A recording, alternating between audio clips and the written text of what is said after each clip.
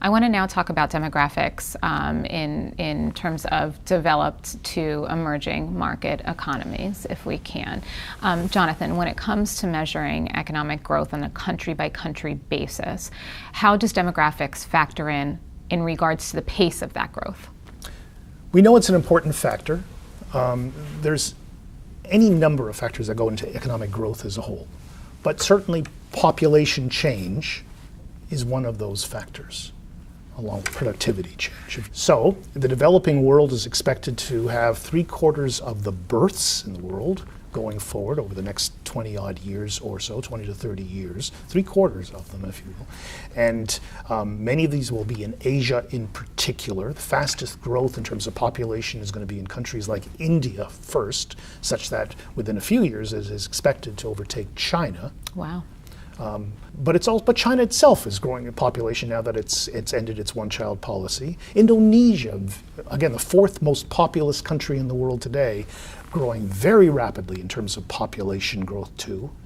Asia as a whole is leading the world in population growth, and that doesn't tell us necessarily that in the short run, at least, that a productivity from Asia will be that much more rapid than it is in the industrialized West. In fact, as we speak today, we're told by economists that approximately by a ratio of 5 to 1, we are more productive in the industrialized world than in the developing world.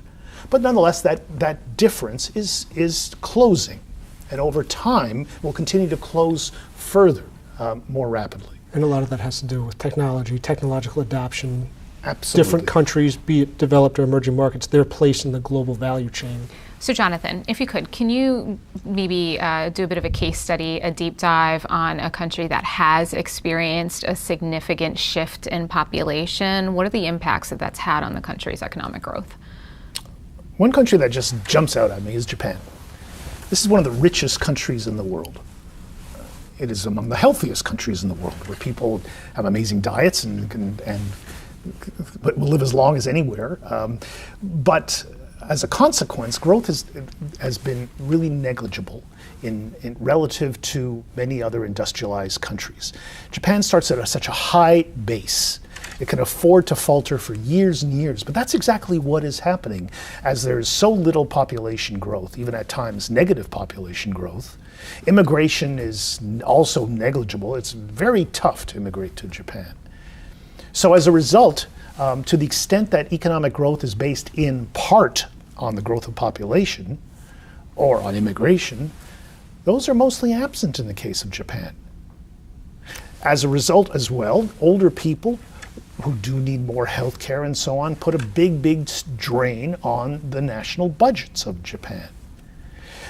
One of the consequences of that is looking at their public debt to GDP ratio, which at about 247% is virtually off the charts. It is within large industrialized countries, it is by far the highest. If the United States is somewhere around 100, Mr. Abe, the Prime Minister, has sought to bring about reforms, but so far with limited success. This is a big problem for Japan. It's a big problem for all of us because Japan has vital investment and trading relationships with all of us. Japan's not all that unique. You do see this to a lesser degree in countries like Italy or developing economies like Russia, where you may have negative population growth. It's just Japan really counts, and it jumps out at you as a problem. So you touched upon immigration. How does that factor in?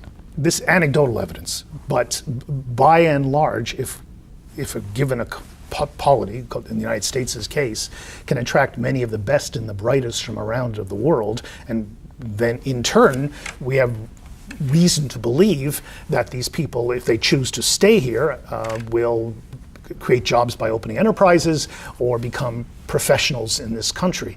The U.S. has an amazing advantage over virtually any other country in the world in that approximately half of the world's great graduate schools are physically in the United States. And that attracts many of the best and the brightest from everywhere who want to study here. And we hope that once they come here, they will stay here and build their lives here and thereby contribute to the economy.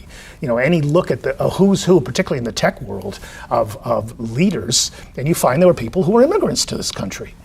And so immigration to this country, to Canada, to Australia, to the UK, to New Zealand, those are the big five, have provided amazing improvement in the broad economy and in turn quality of life for many of their citizens. So immigration is key to this process too. So some of this is, very interesting to say the least. I don't want to say alarming by any means. It's interesting. What does it mean for investors, really? How do we boil this down? So I would say in terms of investors and their chances for investment success, it is just that. It's interesting, right? To be making portfolio allocation decisions or investment decisions based on demographics, I find it very difficult to make a case for that. Demographics, for all the economic fundamentals, tend to be very slow-moving in nature and relatively easy to predict, right? No one has a crystal ball, but demographics provide one that's about as close as you're going to get. So that means it's priced in when you say that? Exactly. So just because we've been talking here about slowing population growth in Japan, that's been known for quite some time. And the expectation is for it to continue to do so. So markets being reasonably efficient, we believe that that's factored in. So to go out and underweight Japan based on that type of information, investors may be a bit late to the game in that regard. So I would say put more of your focus on your own demographics, right? Your own personal situation. What are your goals? What's your investment horizon? Have there been any big changes in your situation? Those are the factors that tend to have significantly more impact on your own individual success rather than focusing on things like demographics. Great. Thank you guys very much. Thank you.